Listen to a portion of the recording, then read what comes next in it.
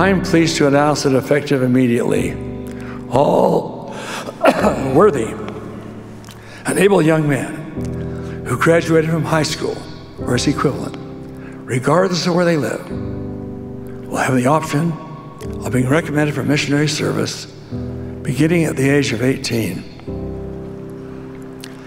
instead of age 19. I'm not suggesting that all young men will or should serve at this earlier age.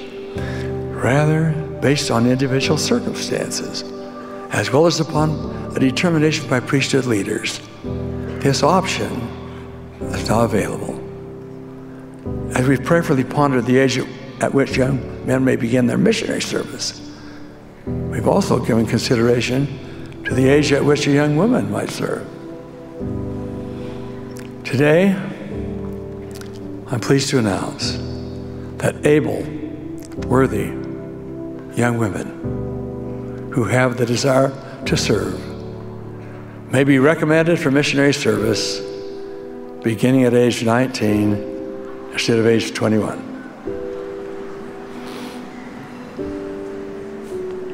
We affirm that missionary work is a priesthood duty, and we encourage all young men who are worthy and who are physically able and mentally capable to respond to the call to serve.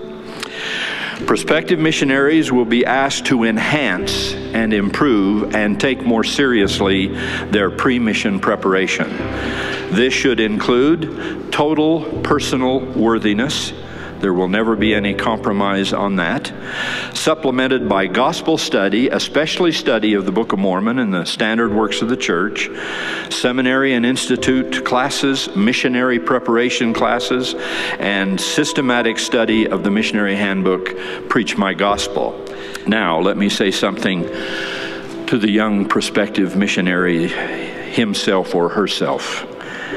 And I ask rhetorically, what does this mean for you?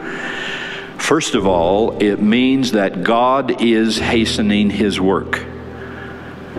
And He needs more and more willing and worthy missionaries to spread the light and the truth and the hope and the salvation of the gospel of Jesus Christ to an often dark and fearful world. In the vernacular of the day, this announcement, I say to these young people, isn't about you. It is about the sweet and pure message you are being asked to bear, and the ever greater numbers God needs to bear it. Missionary service remains a priesthood duty for young men. That has been said emphatically. It was said by President Monson. We put great emphasis on this for our Aaronic priesthood bearers through their years as a deacon, a teacher, and a priest. We hope all who are physically and emotionally able to serve will do so following their ordination to the Melchizedek priesthood. We do not express that same expectation for young women in exactly that way, not exactly the way we do for our young men. But those who do serve are stunningly successful, and we enthusiastically welcome your service.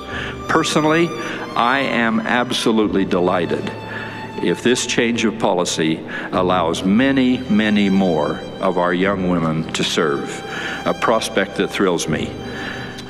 Let me conclude with my own personal gratitude for the missionary program of the church, which brought my family into the church, as it has done one way or another for every family in this church, somewhere at some time.